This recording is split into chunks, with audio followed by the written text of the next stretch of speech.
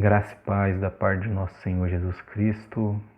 Quero dizer uma vez mais que é uma grande alegria poder estar compartilhando uma vez mais deste momento tão abençoado e preparado por Deus, na qual Deus tem nos preparado. E nesta oportunidade vamos estar dando continuidade sobre o estudo sobre a homilética, a arte de pregar o sermão bíblico. Na aula anterior, tivemos uma aula introdutória, definindo o termo, tratando de alguns assuntos mais introdutórios, os tipos de sermões e algumas outras coisas mais que abordamos. E nesta aula vamos estar se aprofundando mais, e ninguém melhor do que a pessoa do nosso Senhor Jesus Cristo, para assim podemos usar como exemplo, porque todavia o maior mestre, o maior pregador, o maior comunicador da palavra de toda a história. Então vamos estar sim fazendo uso do texto que se encontra em Evangelho do nosso Senhor Jesus Cristo, segundo escreveu Lucas, no capítulo 4. Amém? Vamos estar lendo assim, e antes de damos início e fazendo a leitura, queria fazer uma oração contigo para assim podermos dar início ao nosso estudo. Amém? Então ore juntamente comigo. Senhor, meu Deus e meu Pai, é no nome do Teu Filho amado, Jesus Cristo, Senhor, que eu quero uma vez mais lhe agradecer pela esta oportunidade que o Senhor tem preparado. Quero louvar o Teu nome, engrandecer o Teu nome e pedir, Pai, que o Senhor nos dê o entendimento e a sabedoria da Tua palavra, Senhor, porque sabemos que é o Teu Espírito que penetra as profundezas, Pai amado, e nos traz a revelação, a luz e o entendimento, Pai. Pedimos que o Teu nome seja glorificado, Pai, neste estudo, Pai, e que vidas possam ser tocadas, edificadas, alcançadas, Pai, e transformadas para a glória do Teu nome, Pai. É isso que nós pedimos a Ti e Te glorificamos no nome de Jesus. Amém. Amém, meus irmãos. Não note barulho, como eu disse no vídeo anterior, estou aqui em casa, é uma avenida. Procuro sempre estar gravando na madrugada, onde é menos barulho, mas devido a ser uma avenida, sempre está passando carros, caminhões, ônibus. Mas assim vamos estar dando início, no estudo, e creio que Deus, numa outra oportunidade, preparará um lugar melhor, mas por enquanto vamos deixando assim registrado este momento. Amém? Evangelho de Lucas, capítulo 4, vamos ler por enquanto o versículo 14 e 15 e depois lemos mais alguns outros versos, que diz assim: Então, pela virtude do Espírito, voltou Jesus para a Galiléia, e a sua fama correu por todas as terras em derredor. Ensinava nas suas sinagogas e por todos era louvado. Amém? Meus irmãos, nós vemos que na vida de todo pregador, este momento é maravilhoso, na qual nós lemos, assim como na vida de Jesus, que vai dizer que pela virtude do Espírito, ele foi para a Galiléia e a sua fama corria, ele ensinava nas sinagogas e por todos era louvado.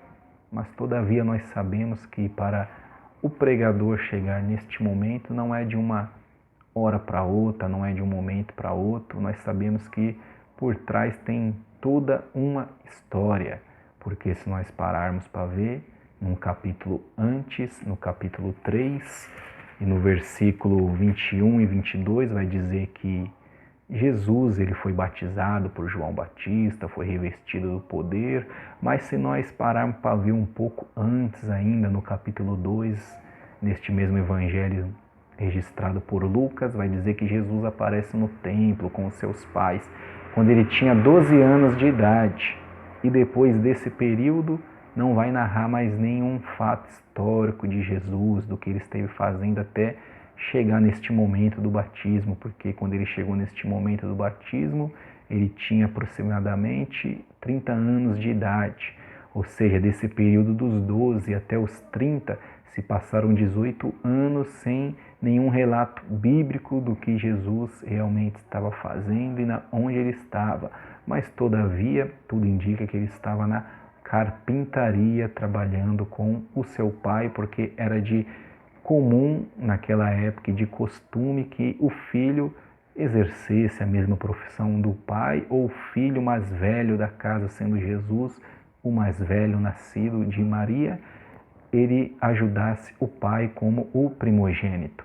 Então, Jesus estava na carpintaria neste período, trabalhando com o seu pai, batendo prego em martelo, batendo prego em madeira, aliás, usando martelo, serrote, outras ferramentas mais. E o que isso tem a ver com a vida do pregador e o que nós tiramos e extraímos daí? O que tem a ver com a vida do pregador, que Deus sempre chama alguém que está ocupado. Deus sempre vai chamar alguém que está fazendo alguma coisa. Pode ver na Bíblia Sagrada, a Bíblia vai dizer que quando Deus chama Davi, Davi estava no deserto apacentando umas poucas ovelhas. Quando Deus chama Moisés, Moisés estava apacentando o rebanho do seu sogro Jetro.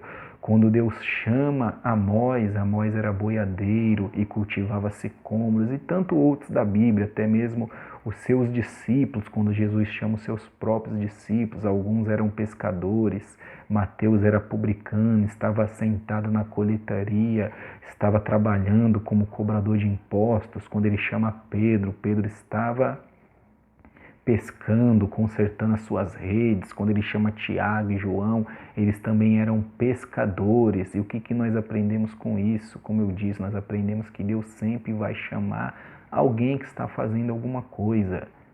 Deus nunca vai chamar alguém que está desocupado, sem fazer nada. O ministério não é dessa maneira. Deus sempre vai chamar alguém que está ocupado. O ministério não é nós chegar e pensar e dizer: ei, hoje em diante eu vou viver da fé, vou viver da obra e vou começar a pregar a palavra e vou ficar aqui em casa ocioso, sem fazer nada, esperando o tempo de Deus me chamar. Não, vai passar tempo, vai entrar tempo e Deus não vai chamar, porque Deus sempre chama alguém que está ocupado. Na vida de Jesus não foi diferente.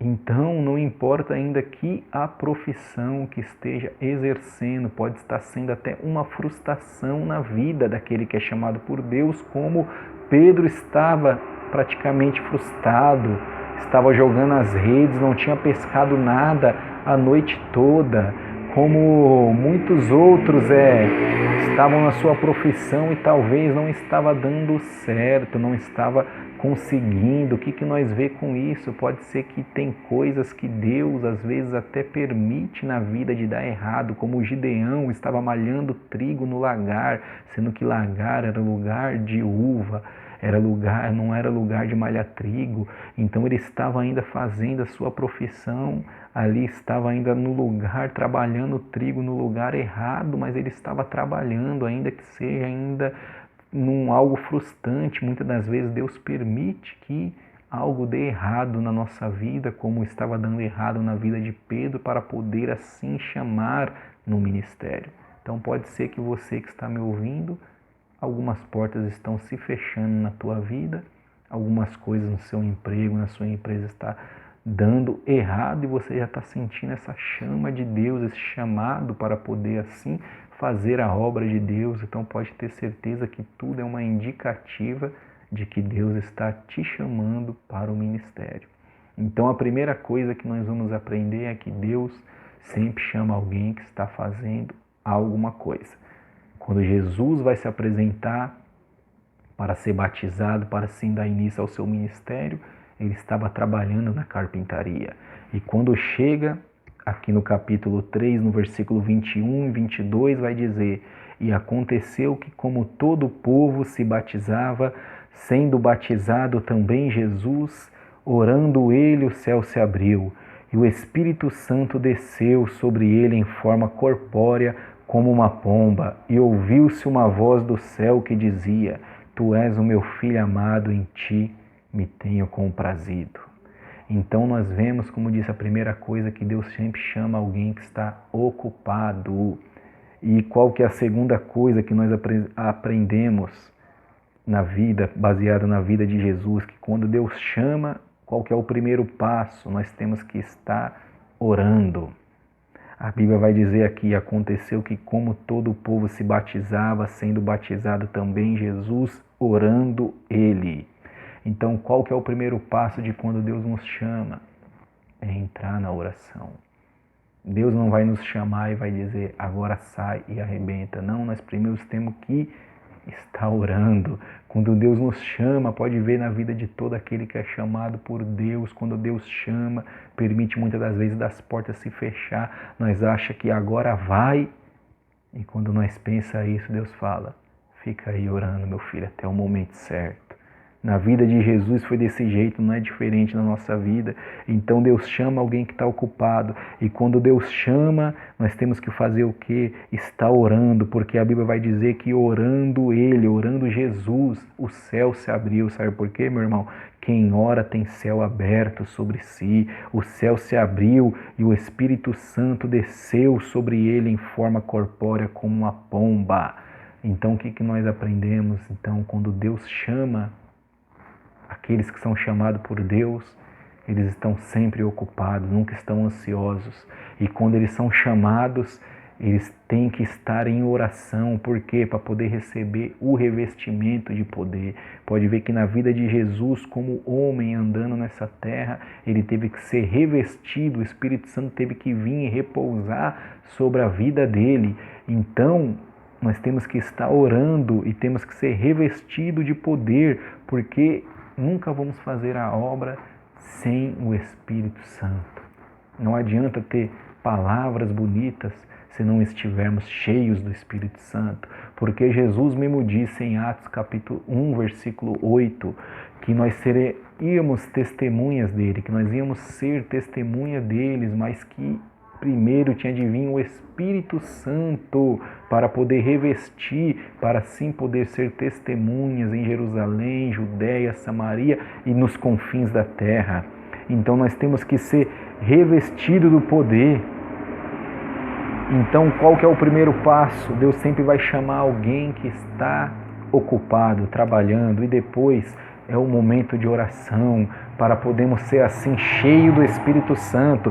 E nós vai ver aqui que depois vai dizer da genealogia, e o mesmo Jesus começava a ser de quase 30 anos, aí vai dizer aqui da genealogia toda de Jesus, até chegar aqui no final do capítulo 3, aqui que nós aprendemos com isso. Pode ver que no Evangelho, como que a Bíblia tudo se encaixa certinho. No Evangelho de Mateus, o primeiro capítulo começa direto logo dizendo da genealogia, mas já registrado por Lucas, ele começa a dizer da fase da adolescência de Jesus, começa a dizer do anjo que apareceu, e depois do batismo de Jesus vem a genealogia. E eu parei e fiquei pensando, meu Deus, por que depois do batismo de Jesus, Lucas foi narrar a genealogia?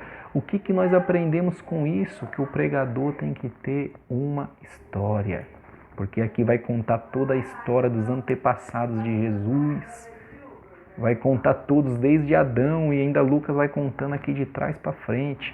Mateus já começa em Adão, mas Lucas começa em Jesus até chegar em Adão. O que nós aprendemos com isso? Que o pregador tem que ter uma história. Aquele que é chamado por Deus, pregador, ele não chega nos lugares para pregar de repente, sem ter uma história, sem ter um pastor, sem ter um líder, sem ter alguém que venha antes dele. Ele sempre vai saber que antes, ainda que ele esteja no momento do auge da vida dele, mas ele sabe que antes dele chegar, teve muitos que vieram antes dele e fez alguma coisa. Então nós vemos aqui que a genealogia mostra isso, e depois no capítulo 4 vai dizer aqui, e Jesus, cheio do Espírito Santo, voltou do Jordão e foi levado pelo Espírito ao deserto. E o que nós aprendemos? Que aqueles que são chamados por Deus, eles vão estar orando para poder receber o revestimento do poder, para poder fazer a obra, e eles têm uma história, e antes deles chegar para poder fazer a obra, eles vão ser levados para o deserto, para a provação. Pode ver que a Bíblia diz aqui que Jesus, cheio do Espírito Santo, voltou do Jordão e foi levado para o deserto. Então isso é comum na vida daqueles que são chamados por Deus, em momentos que às vezes nós pensamos, agora eu fui cheio do Espírito Santo, Jesus já me chamou, eu larguei o meu emprego, eu tenho uma história na minha vida, estou cheio do Espírito Santo, agora eu vou arrebentar. é onde o Espírito Santo vai e nos leva para o deserto. Porque todos aqueles que são chamados por Deus, eles vão passar primeiro na provação. Na vida de Jesus não foi diferente, vai dizer que ele vai para o deserto e 40 dias ele foi tentado sem comer coisa alguma e terminado aquele dia teve fome. E vai dizer aqui mais, e disse-lhe o diabo, se tu és o Filho de Deus, diz a esta pedra que se transforma em pão. Então aqueles que são chamados por Deus, eles vão ir para o deserto. E no deserto vai vir tentações. O diabo apareceu para Jesus e falou, transforme essa pedra em pão. Mas olha a resposta de Jesus. E Jesus lhe respondeu dizendo, escrito está que nem só de pão viverá o homem, mas de toda a palavra de Deus. Então no deserto vão vir muitas tentações, transforma essa pedra em pão. O que é isso? Faz uma providência rápido chegar. No deserto vai vir muitas tentações, transforma essa pedra em pão, ou seja, faz algo que não é se transformar em que é, dá um jeito mais fácil para você poder sair dessa. Então, no deserto, o momento da provação, que Deus está nos provando para nos preparar para um algo maior, vai vir tentação, mas como que nós vamos vencer essa tentação? Como Jesus venceu, sabendo que nós não... que nem só de pão viverá o homem, mas de toda a palavra de Deus. Então no deserto é o momento que nós vamos saber que a palavra de Deus vai nos sustentar. E ainda ele continua com mais ainda, e o diabo, levando a um alto monte, mostrou-lhe no momento de tempo todos os reinos do mundo e disse, eu vou te dar tudo isso, esse poder e essa glória, se prostrado você me adorar. Mas olha a resposta de Jesus mais uma vez, vai-te daqui, Satanás, porque está escrito, adorarás o Senhor teu Deus e só a Ele servirás. Então no deserto, na nossa provação ministerial, para aquilo que Deus quer nos levar, para aquele propósito muito grande, vão vir tentações querendo que nós faça mudanças de princípio, transforme pedra em pão, mude os princípios, mude os padrões estabelecidos por Deus e se proste, ou seja, se proste ao seu problema, se proste à provação, se proste e faça algo mais fácil para você poder receber poder e glória. Mas Jesus disse, somente a Deus adorarás e somente a Ele servirás. Então na provação da nossa vida é um momento que nós vamos saber que é um momento de nós adorar a Deus, é um momento que a palavra de Deus vai nos sustentar. Mas veja que o diabo ainda leva mais, no verso 9 vai dizer, e levou também a Jerusalém, pô-lo sobre um pináculo do templo e disse-lhe, se tu és o Filho de Deus, lança-te daqui abaixo, porque está escrito. Ainda o diabo ainda usa a palavra, mas Jesus responde dizendo, dito está, não tentará o Senhor teu Deus. Então, no deserto da nossa vida, o diabo vai vir querendo fazer que nós mudamos o princípio, transforme pedra em pão, se joga daqui do pináculo do templo, porque está escrito, ele ainda vai querer dizer o que está escrito, ou seja, se joga do pináculo do templo. O que é isso? Mostra que você é alguma coisa. Então no deserto da nossa vida, no nosso momento da nossa provação, que o próprio Espírito Santo nos levou, que o próprio Deus nos levou para querer nos provar, vão vir querer pessoas, às vezes nem o diabo mesmo aparece, mas pessoas enviadas por Satanás vão querer vir para querer que nós mudamos o princípio, para querer que nós adoramos, se prostramos diante daquele problema e para querer que nós mostramos que somos alguma coisa. Se joga do pináculo porque está escrito, ou seja, você não é alguma coisa, mostra esse momento, mas o momento de provação não é o momento de nós mostrar nada, é o momento de nós agir como Jesus agiu. Dito está, eu não preciso mostrar nada para ninguém. O deserto da nossa vida, quando Deus nos leva, não é um momento de querer querermos mostrar nada, não é o momento de querermos falar nada, é somente o momento de sabermos que a palavra de Deus nos sustenta, que a nossa adoração é somente a Deus, e o momento de nós saber que nós não devemos tentar Deus, que não devemos mostrar nada, porque está dito, e pode ver que interessante aqui, porque nas duas primeiras tentações, quando o diabo vem querendo que Jesus mude o princípio, transforme pedra em pão, e quando ele vem querendo que adore a ele, e as duas vezes Jesus diz, escrito está. E quando ele diz na segunda, escrito está, o próprio diabo também usa que está escrito, mas na terceira, quando ele quer que Jesus se jogue do pináculo, Jesus diz, dito está. O que nós aprendemos com isso? Que Jesus só conseguiu vencer, ou seja, o diabo só parou de tentar porque depois que Jesus disse dito está, aqui vai dizer, e acabando o diabo toda essa tentação, ausentou-se dele por algum tempo, mas no Evangelho de Marcos vai dizer que vêm os anjos e o serviu. Ou seja, quando nós resistimos à tentação, temos banquete de Deus, temos providência de Deus. Mas o mais interessante de tudo isso é que quando Jesus diz, dito está, ele sai e vem os anjos e o servem. O que nós aprendemos com isso? Que no deserto não é o momento de nós ficarmos debatendo, está escrito. Não é o momento de debatermos, de querermos mostrar nada na palavra, porque na provação da nossa vida vai vir muitas pessoas, vai vir muitos enviados por Satanás para querer nos debater, e nós não devemos debater nada, nós devemos ter apenas a convicção que está dito, ou seja, a palavra viva. Nós temos que ter a convicção, não preciso provar nada do que está escrito, ou que deixa que está escrito, porque eu tenho a certeza que dito está. Quando nós tivermos essa convicção, os anjos de Deus vão nos servir.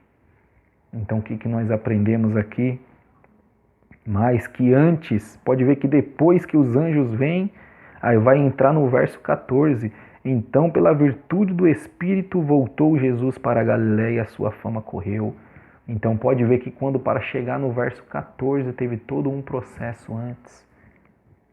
Jesus estava trabalhando. Depois ele trabalhar, ele foi ser batizado, começou na oração, foi cheio do Espírito Santo, veio toda a sua história, e mesmo ele tendo uma história de vida, ainda foi levado para o deserto, teve que resistir às tentações, não mudar o princípio, ele teve que se prostrar e adorar, e não teve que mostrar que é alguma coisa, e também ele nos mostra que nós não devemos debater. Quando debatemos e ficamos debatendo a palavra, querendo provar o que está certo e o que está errado, meu irmão, é a mesma coisa de estarmos discutindo com o diabo, porque ele disse está escrito, o diabo também disse está escrito. Então saiba, se você está passando pela provação para chegar numa grande obra e num grande lugar que Deus tem preparado nele para você, saiba de uma coisa, não debata nada com ninguém.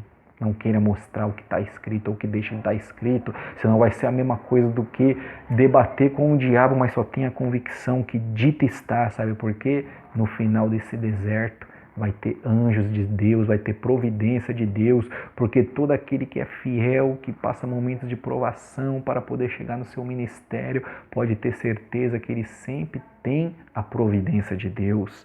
E vai dizer aqui no versículo 14, quando chega, o que me chama a atenção, que diz, então, pela virtude do Espírito, voltou Jesus para a Galiléia. E você vê que no versículo 1 do capítulo 4, vai dizer que Jesus, cheio do Espírito, foi levado pelo Espírito ao deserto. E aqui diz que pela virtude do Espírito, Jesus voltou para a Galiléia.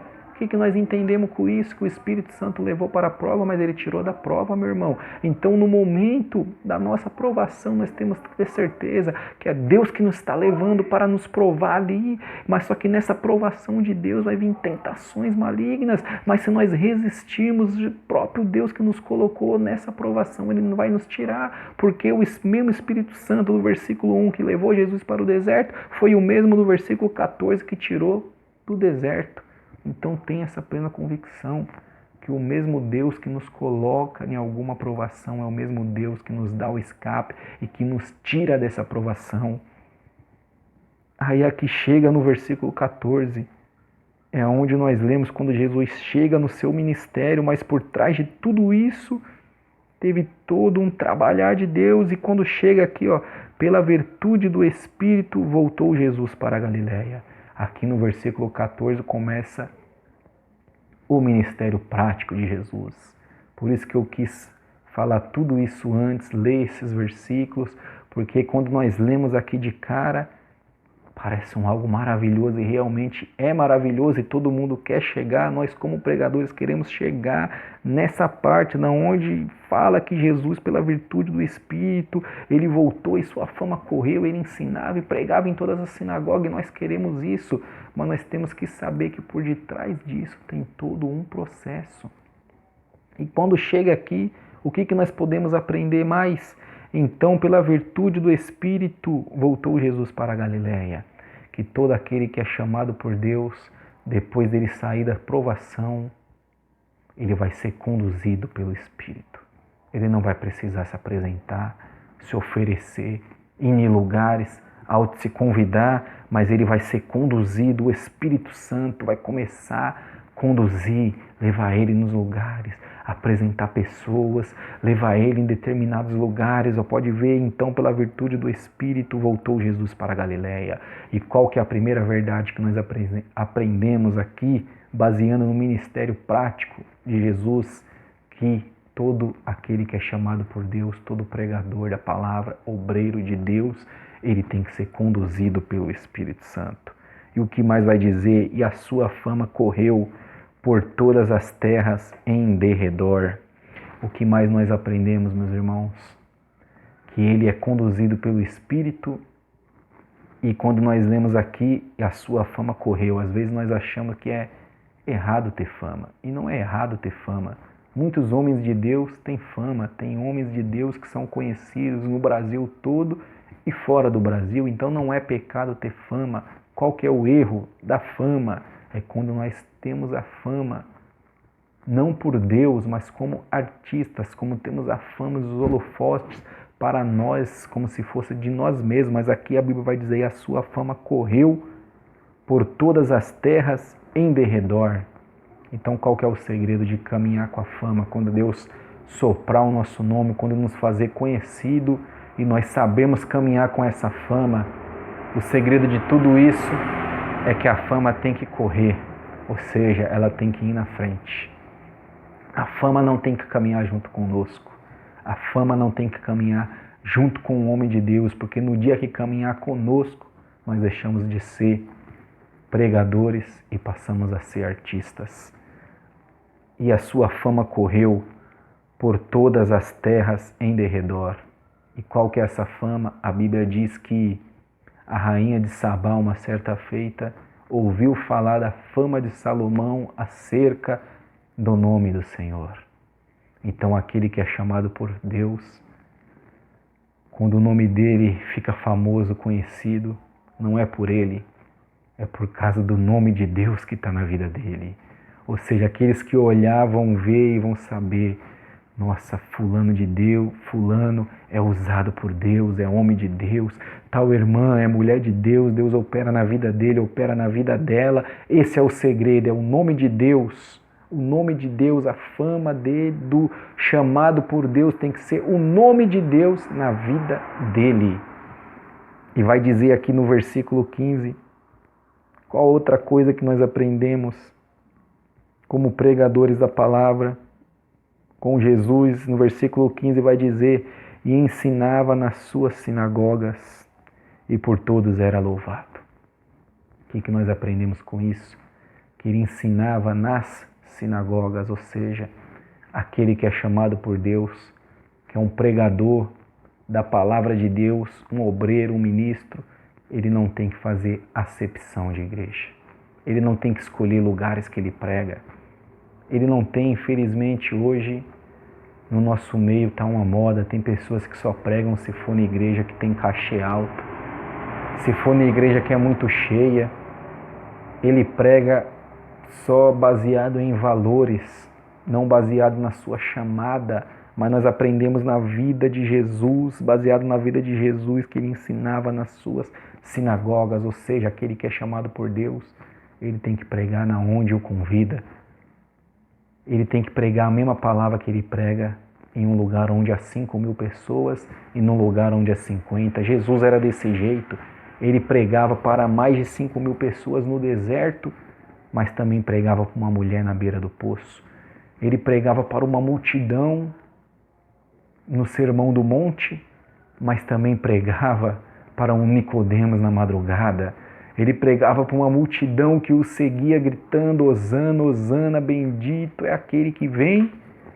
Mas ele também pregava para uma pessoa, pregava para 2 pessoas, para Maria e Marta, dentro da sua casa.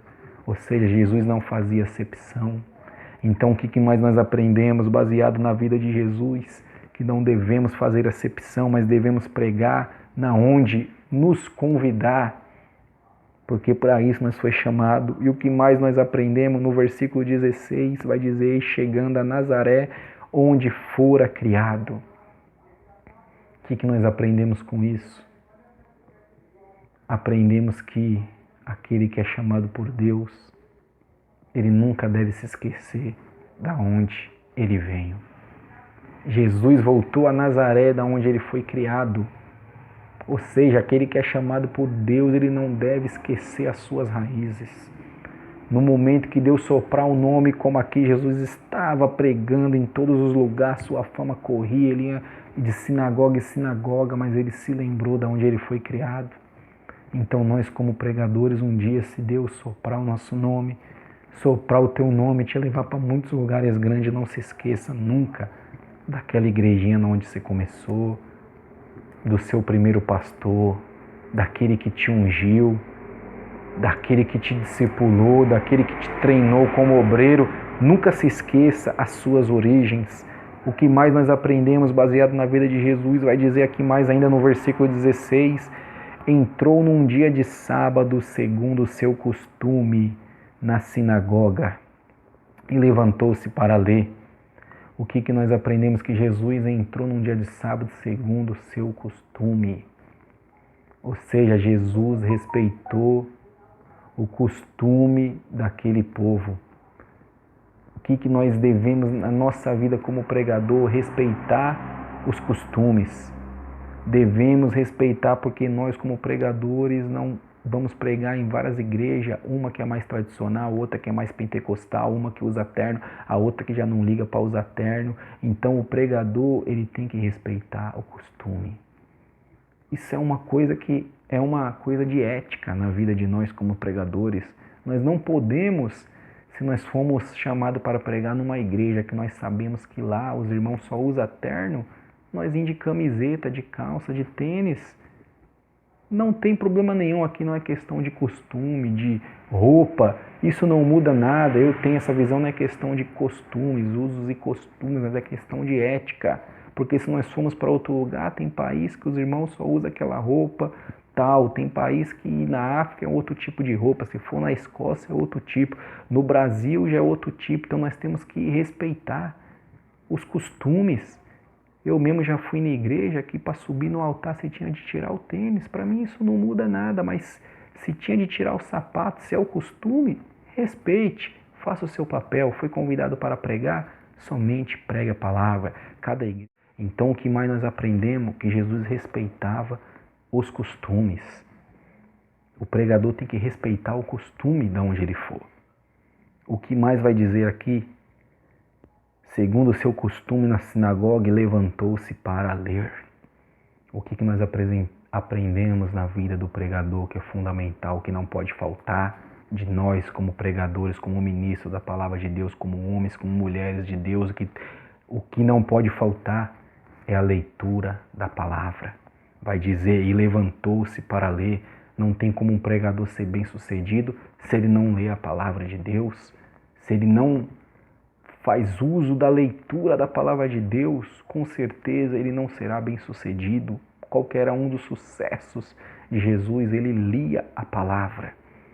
E o que mais nós aprendemos aqui, no versículo 17, vai dizer: e foi-lhe dado o livro do profeta Isaías. E quando abriu o livro, o que nós aprendemos com isso? Foi-lhe dado o livro do profeta Isaías. Nós como pregadores temos que saber esperar a nossa oportunidade. Pode ver que aqui vai dizer bem claro, e foi-lhe dado. Ele não chegou, embora ele ainda pudesse ter autoridade para isso, porque era Jesus Cristo, mas ele sabia que ele estava na sua condição de homem e que ele respeitava os princípios, então foi-lhe dado, ou seja, ele teve a oportunidade, ele não chegou auto se convidando. Então isso é importante na vida de nós como pregadores. Nós temos que saber esperar a nossa oportunidade. Não devemos jamais, eu já vi coisas já de irmãos, amigos, conhecidos, às vezes de pessoas falar, pô, me leva para pregar na sua igreja. Eu acho isso uma coisa muito sem ética, porque não devemos ir atrás de oportunidade, porque as oportunidades que tem que vir é Jesus que faz com que as oportunidades apareçam e se encaixem juntamente conosco na nossa vida, que vai dizer, e foi-lhe dado. O que mais nós aprendemos como pregadores da palavra de Deus? Que temos que esperar as nossas oportunidades. E o que mais vai dizer aqui? E quando abriu o livro, achou o lugar em que estava escrito. O que mais nós aprendemos com isso? Que o pregador aqui vai dizer que Jesus abriu o livro, achou o lugar onde estava escrito, começou a fazer a leitura de Isaías, o Espírito do Senhor está sobre mim, e vai narrando aqui mais essa passagem de Isaías. Mas o que nós aprendemos com isso? Abriu o livro. Que o pregador, nós como pregadores, sempre quando formos pregar, temos que ler a palavra de Deus para assim pregarmos. Não podemos pregar sem ler a palavra. Na nossa oportunidade não podemos chegar, colocar a Bíblia no púlpito e começar a falar, ainda que falamos algo que está na Bíblia, mas sem ler. Pode ver que baseado na vida de Jesus como pregador, ele tinha essa ética de ler. Não podemos chegar, eu já vi pessoas pregarem, falarem até o que está na Bíblia, mas não ler um versículo. Então, já baseado na ética de Jesus, nós temos que abrir a Bíblia e ler, nem se for um versículo ao menos, e assim podemos comunicar a nossa palavra, porque não trará confusão na mente de ninguém. As pessoas vão saber que nós se baseamos em alguma referência e não estamos falando apenas de nós mesmos, mas estamos respaldados na palavra de Deus. Então isso é importante na nossa vida como pregador. Toda vez que formos pregarmos, abre a Bíblia, leia a Bíblia e pregue a palavra. E ele começa a dizer aqui a passagem de Isaías, e quando chega no versículo 20 vai dizer, e cerrando o livro, tornou a dá-lo ao ministro e assentou-se. O que mais nós aprendemos na postura de Jesus, na ética como pregador?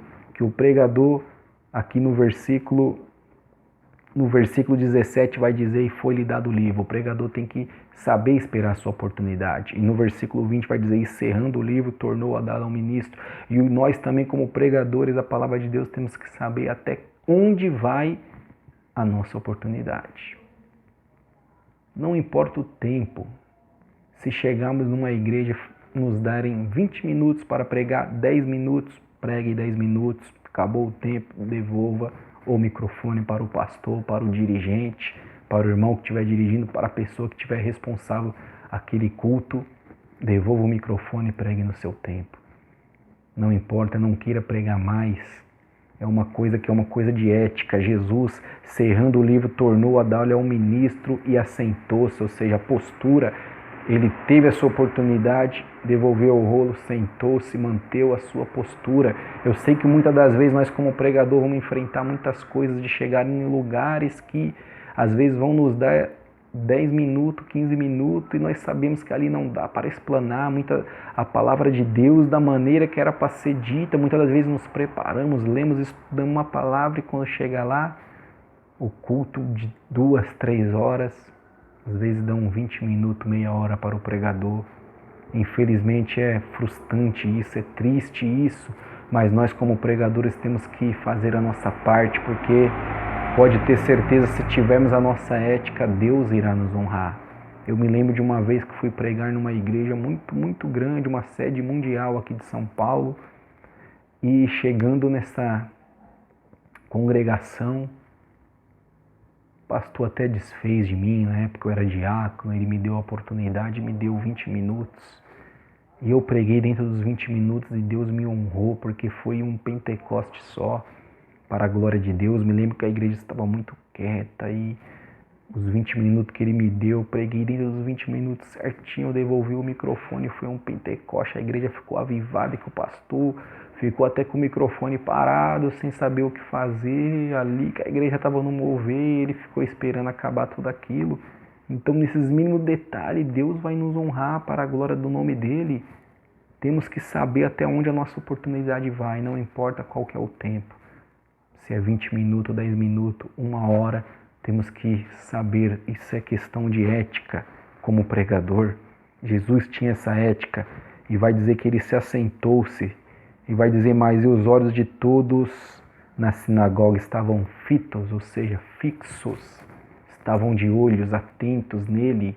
Sabe por quê? Se mantemos a nossa ética, muitas pessoas vão estar de olho em nós. Temos que manter a nossa ética, aliás, porque os olhos de todos, nós como pregador não devemos se enganar, meu irmão, achando que vamos chegar na igreja e as pessoas não vão reparar a nossa conduta. Pode ver que Jesus pregou, devolveu, sentou e os olhos de todos estavam olhando nele. Porque nós somos o pregador, nós estamos ali, as pessoas estão olhando. O pregador no culto é a pessoa que é mais vista no culto, é o pregador.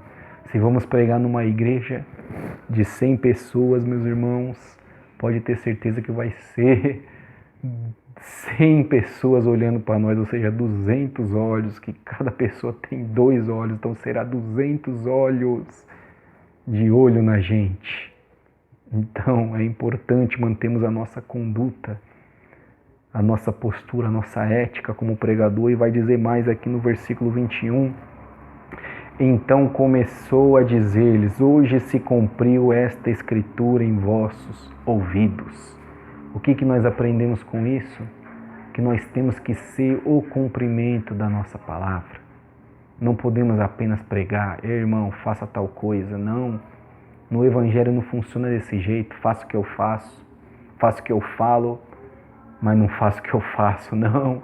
Nós temos que ser o cumprimento. Jesus falou, hoje se cumpriu esta escritura nos vossos ouvidos.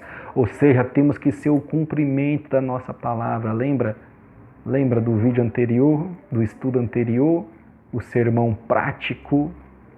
Então Jesus tinha o sermão prático na sua vida.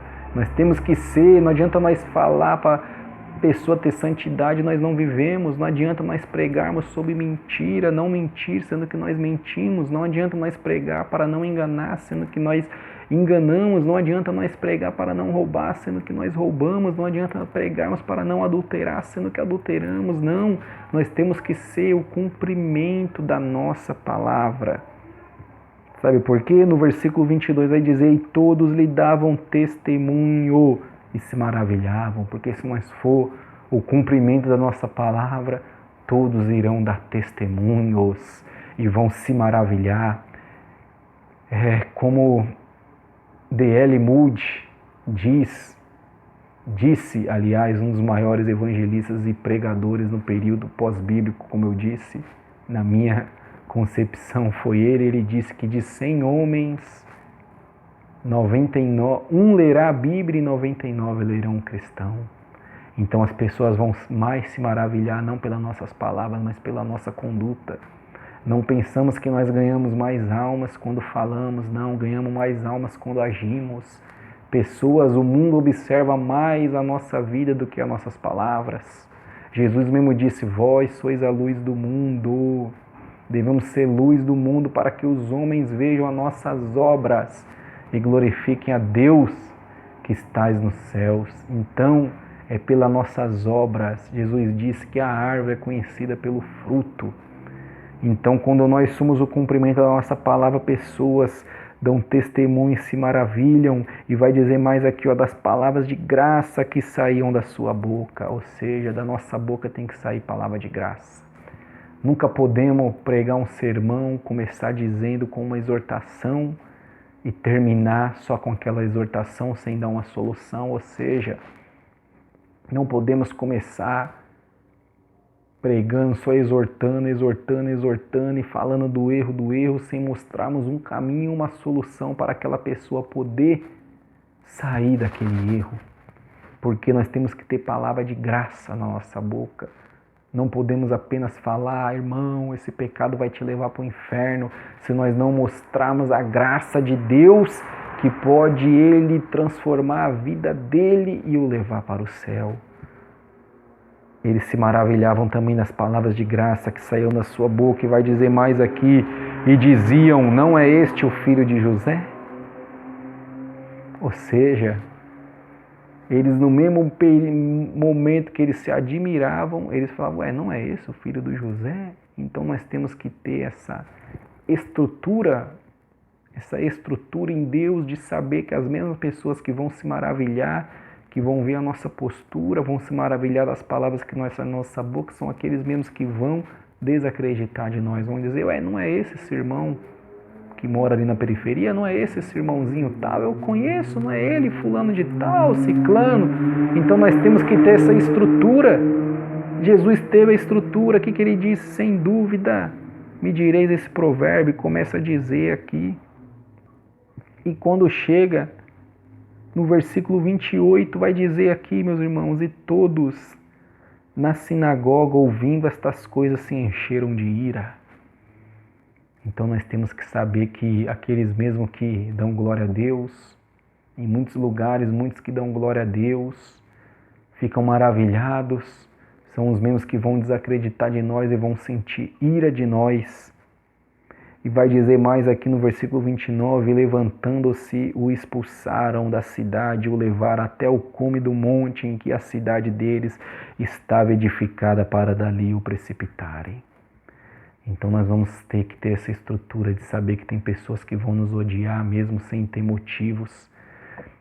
Tem pessoas que vão sentir raiva de nós mesmo sem ter motivo. Pode ver que tem lugares que nós vamos encontrar pessoas piores ainda do que o diabo.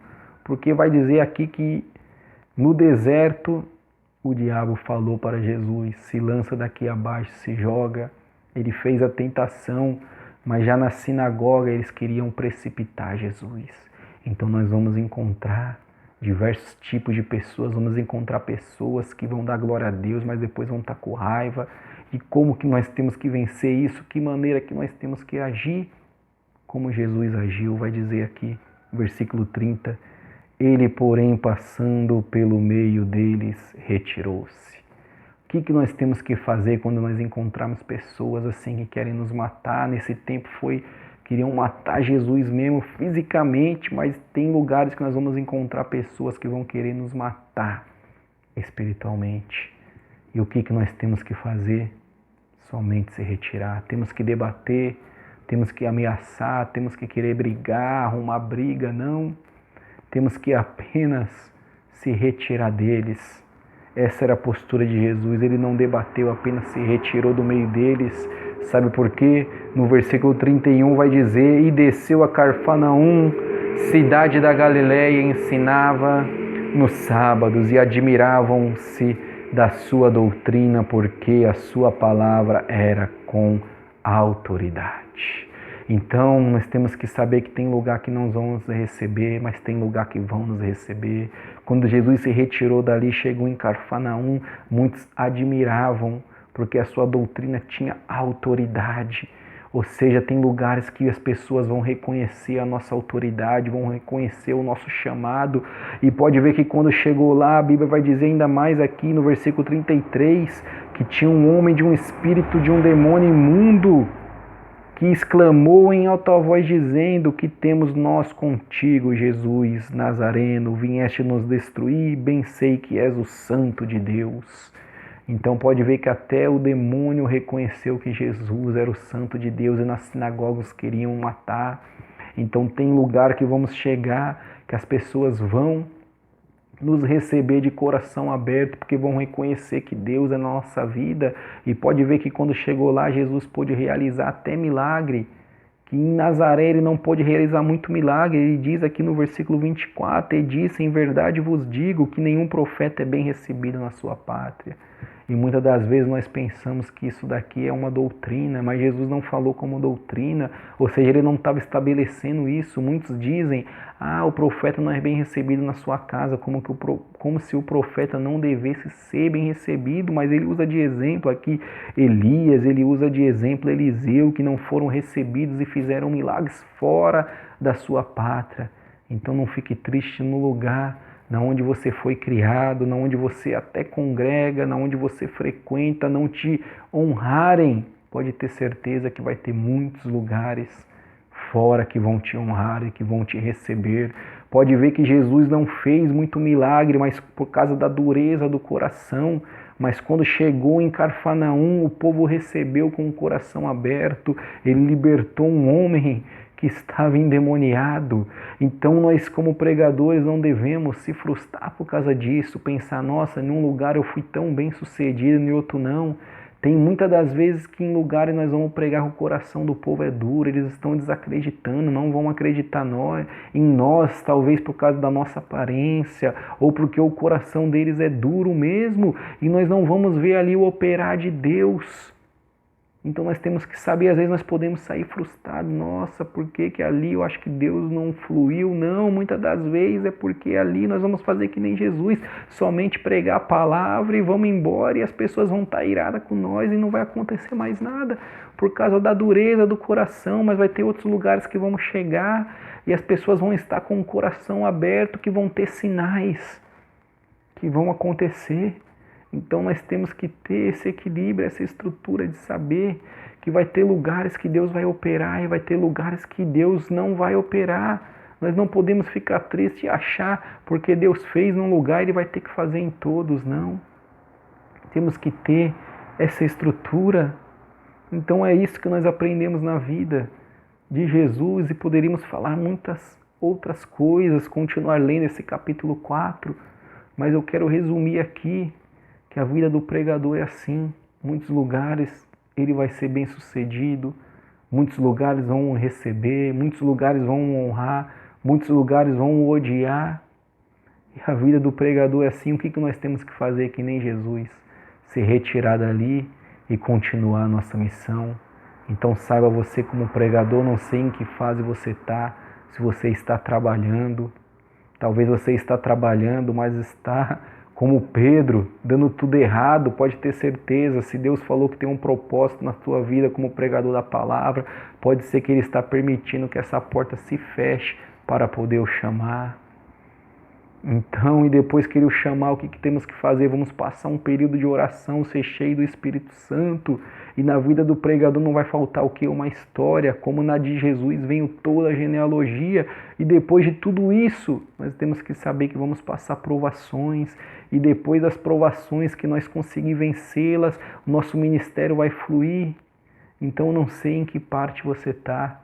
Se você está no período da carpintaria, espiritualmente falando, ou está no período da oração, ou se estão analisando a tua história, da onde que ele veio, quem que é ele, ou se você está no período da provação.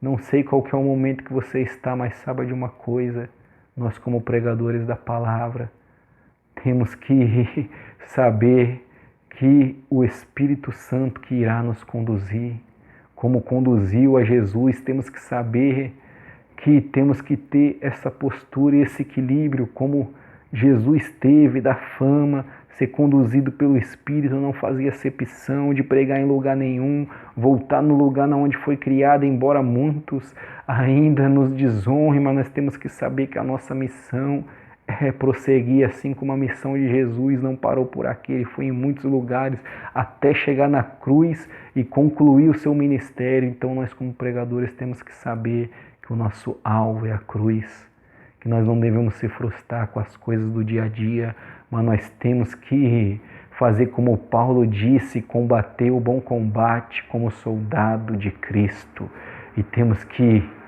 ir até o fim, como Paulo mesmo disse, combati o bom combate, completei a carreira e guardei a fé. E é interessante isso que Paulo vai dizer, que ele combateu o bom combate, ou seja, ele teve um bom combate, ele completou a carreira, ou seja, ele não parou no meio do caminho, E quando ele completou a carreira, ele ainda tinha fé guardada, ou seja, se fosse para prosseguir, ele ainda conseguiria prosseguir mais. Então que Deus nos ajude na nossa caminhada como pregadores da palavra de Deus. Amém? Fica aqui encerrado este estudo sobre a homilética, a arte de pregar, baseado na vida de Jesus, desde o seu chamado, do seu período de oração, da sua história, da tua aprovação e da sua ética no seu ministério prático. Amém? Na próxima estaremos tratando de mais algum outro assunto baseado em outro personagem bíblico, baseado na vida de João o Batista. Amém? Tratando sobre a homilética, a arte de pregar. Então que Deus te abençoe, te aguarda na próxima. Amém?